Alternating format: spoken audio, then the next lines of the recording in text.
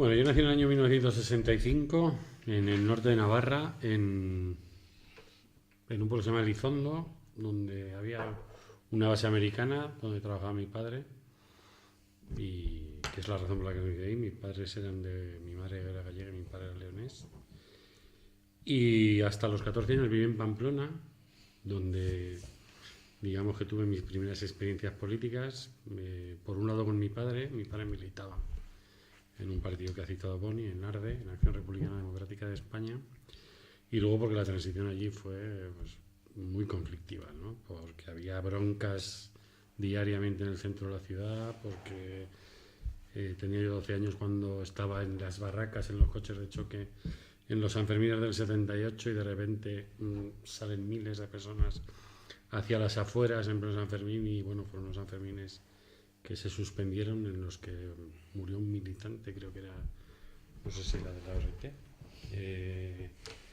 Y yo había muchos días que no tenía clase porque no podía tenía que atravesar el centro de la ciudad, y igual la noche antes había habido bronca entre los guerrilleros de Cristo Rey y los nacionalistas, y había quedado el centro de la ciudad arrasado. Vamos, yo pasé alguna vez con mi padre, bueno, el día siguiente de los Sanfermines, por la calle Carlos III, que va de la Plaza del Castillo, bueno, sale por el centro, lo que no es la parte vieja de Pamplona, pero una calle así muy comercial, y estaba totalmente, parecía Beirut, o sea, no quedaba un escaparate lleno de adoquines por todas partes, o sea, llevo una batalla campal.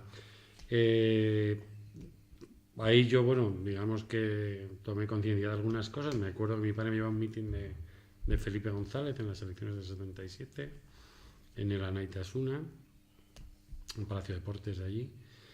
Y, por ejemplo, yo no tenía contacto con la bandera republicana, pero sí teníamos, la gente tenía un culto por la icurriña, que nos gastábamos la paga en pegatinas de icurriñas, llaveros, colgantes, o sea, teníamos icurriñitis aguda. Entonces era pegatinas de 5 pesetas, pero luego había unas de 30 metalizadas, no sé qué, con todo era, o sea, había un... Yo me acuerdo, el padre de un amigo mío, Vicente, se llamaba, vivía de eso. Entonces llevaba una furgoneta llena de icurriñas en todas las versiones. Se tuvo que forrar en esos años, porque nosotros compramos una bolsa de pipas y 3 pegatinas de la icurriña, ¿no? Entonces, yo recuerdo también, por ejemplo, un 1 de mayo del año 79, super bestia, ahí fue la primera vez que yo me escapé de la policía, meterme en un portal.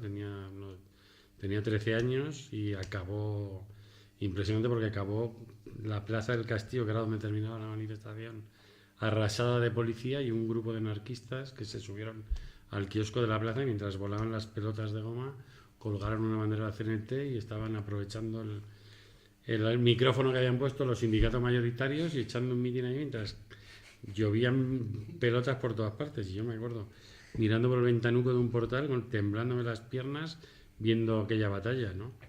Entonces, bueno, pues eso se juntó con la militancia de mi padre en un partido republicano, que no se pudo presentar a las elecciones del 77. Yo me acuerdo de mi padre, que éramos 6 hermanos, y en verano íbamos al Bierzo, y tenía como un doble fondo, un Renault 12 que tenía, y llevaba una revistilla que hacían los de ARDE, las llevaba a León, llevaba copias a León, y luego tenía libros, que tengo yo algunos, de ruedo ibérico. Curiosamente, mi padre murió hace 1 año y pico, y hace unos meses me llamó un amigo suyo para contarme cómo, bueno, él llegó a trabajar a la base americana, que estaba en la frontera con Francia, y en Elizondo, que es un pueblo muy euskaldún, o sea, vamos, eso es, pues pensaban que todos eran, digamos, que los mandaba el régimen allí, ¿no? Entonces me contó este amigo de mi padre, Antonio, que un día mi padre le llama. Este hombre tenía una tienda debajo de la casa donde yo nací, y le llama para invitar a tomar un café. Entonces, cuando sube, está mi padre y otros 2 trabajadores de la base, y encima de la mesa tenían el libro El mito de la cruzada de Franco, de Southworth, editado por Ruedo Ibérico, que estaba prohibido. Y eran el barbero de la base, que había estado bastante mayor que mi padre, había estado en el campo de concentración de Castuera, en Bajo, y otro represaliado.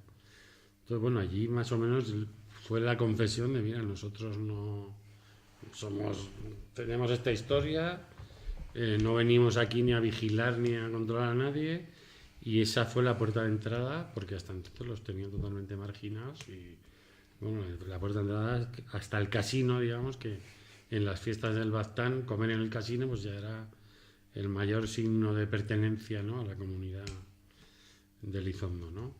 Y bueno, pues ese conflicto yo creo que a mí me marcó bastante. De hecho, yo los días que no iba a clase tenía una radio que si movía el dial hasta la izquierda del todo, al 87,5, oía a la policía. Y entonces yo me bajaba a casa de otro compañero del mismo colegio. Yo vivía en un 10º, él vivía en el 6º, y nos pasábamos la mañana oyendo. O sea, nos enterábamos de lo que iba pasando, hay bronca, no sé qué. Y entonces a la policía le íbamos oyendo desde casa, enterándonos de. Y todos los días era una cosa brutal. De hecho, teníamos algún amigo que vivía en la Estafeta y a veces íbamos a recolectar pelotas de goma, porque era un juego, ¿no? En una mezcla de la emoción de coger una pelota de goma que había lanzado la policía el día antes y mucha bronca. Yo recuerdo, yo vivía al lado de la Misericordia, que es un sitio de Pamplona, bueno, es un hogar de la tercera edad, y yo he visto aparcar una furgoneta de la policía de los grises, estar 3 viejetes en un banco y inflarles a hostias. O sea, así. Estaban allí mirando la vida pasar y inflarles, o sea, a repartir a saco. Incluso yo recuerdo cuando toda esa inestabilidad, yo era Boy Scout, y un campamento que hicimos en el año 78 en Isaba, en un valle en Navarra, pues cada vez que nos llamaban los jefes de la tropa para algo, los mayores, yo tenía 12 años, pero los mayores, entonces se rumoreaba, dimitido Suárez, a no sé qué, todo, cada vez era, o sea, estaba todo el mundo pendiente, aunque estuviéramos ahí perdidos en el monte, pendiente de que la política estaba en un momento muy inestable, y cada vez que había algo así, oías la dimisión de Suárez, ¿no?, que estaba políticamente medio muerto. Luego yo me vengo a vivir a Madrid y siempre he estado en movimientos sociales, unos cuantos años en el de las radios libres, a través de Radio Fortaleza, que era una emisora que había en el barrio de Fortaleza, en Madrid, en la que entré en el año 82 y duró hasta el 86. Cuando fue el referéndum de la OTAN, pues como muchas emisoras libres en Madrid, una mezcla de depresión y desmovilización por el resultado del referéndum, en el que había una emisora, Onda Cero o Radio Cero, que estaba volcada, era una emisora anti-OTAN directamente, pero el movimiento de Radio Libre estuvo muy. ¿Onda Verde? No, Onda Cero. ¿Onda Cero? Sí, sí. ¿En ese momento? Claro, luego además le dieron luego una licencia y se la vendieron, le dieron una licencia en Chinchón y se la vendieron a Ruiz Mateos, que hizo Radio Libertad con eso. Onda Cero, solo era una cosa anti-OTAN. O sea, Pedro no sé qué, no de Bárbara, que era una cosa anti-OTAN.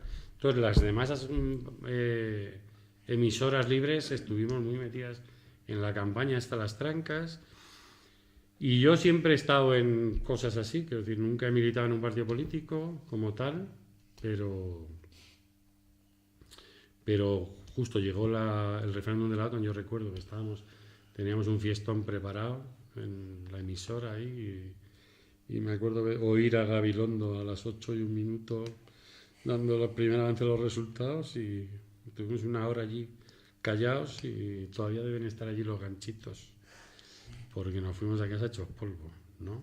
Entonces, con respecto a la memoria, pues yo tenía a mi abuelo, lo asesinaron. Mi abuelo había pertenecido al mismo partido que mi padre, la Acción Republicana Democrática de España.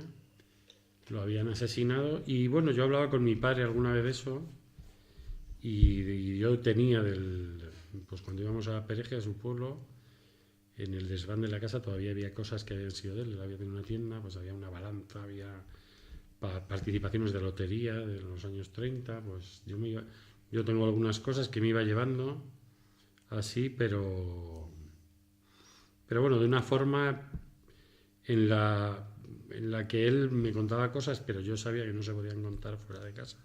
Es decir, era como.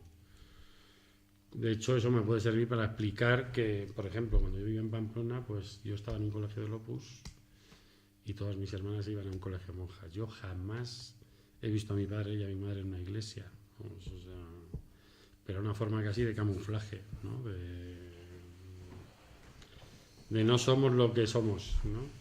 Entonces hablábamos de esas cosas, pero nunca, incluso cuando lo hablaba con amigos, pues nunca, bueno, mi abuelo estaba aquí o estaba allí, pero ya está, ahí se acababa la historia, ¿no? Siempre he leído muchas cosas que tienen que ver con la guerra de la dictadura, eso siempre me ha interesado, en el cine, quiero decir, era una cosa que tenía muy presente. En el año 80 y pico, cuando yo estaba estudiando en esta facultad, estuve unos meses estudiando en Moscú y ayer colgué unas fotos en Facebook, estaba cantando con unos niños de la guerra, ahí en un restaurante el Día de la Hispanidad, el 12 de octubre, en una fiesta, cantando canciones de la guerra y de la tuna. Con ellos, vamos, se pusieron al piano y tal. Yo, o sea, siempre me he acercado a historias que tenían que ver con esto, porque no solo por la historia familiar, bueno, a raíz de eso, siempre me ha interesado. Incluso, bueno, cuando Boni hablaba, ahí yo ni me enteré, pero yo vivía en Navarra cuando él hablaba que hubo exhumaciones en los años 70. Luego me fui a vivir a Aranjuez. Y cuando llegué también hubo una grandísima exhumación en Aranjuez en el año 79 de 300 personas, pero nunca había oído hablar de eso, ¿no? Y de hecho yo iba en el Bierzo hay un monte que se llama Monte Arenas, cuando uno llega por la A6 a Ponferrada, pues justo antes hay una cuesta y de una montaña, y durante mucho tiempo mi familia pensaba que era el gran sitio, allí hay cientos de desaparecidos. Era como la gran leyenda negra, ¿no? De que el que se habían llevado y no se sabía, pues tenía muchas probabilidades de estar en Monte Arenas, ¿no? Y siempre leí cosas que tenían que ver con esto.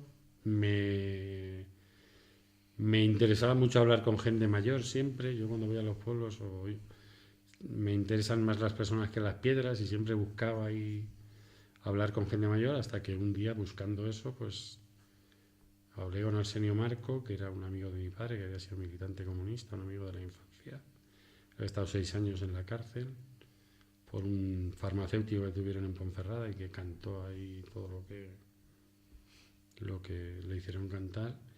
Y bueno, él me llevó al sitio donde estaba la fosa de mi abuelo y digamos que ahí se complicó un poco la cosa, pero yo siempre iba con la gente mayor del pueblo de mi padre, me acuerdo el Cuco, un hombre que había muy curioso, que siempre iba buscando allí que me contaran historias de esa época, ¿no?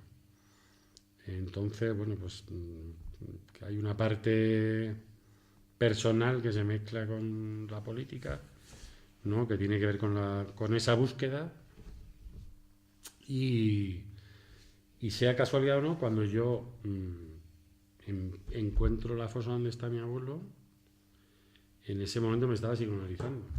O sea, coincidió que estaba en un diván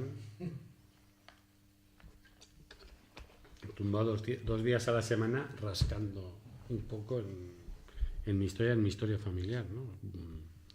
De algún modo buscando, ¿no? Entender cosas y saber qué ha pasado. Y bueno, pues a raíz de ahí eso, pues digamos que me hizo llegar a esto de la memoria.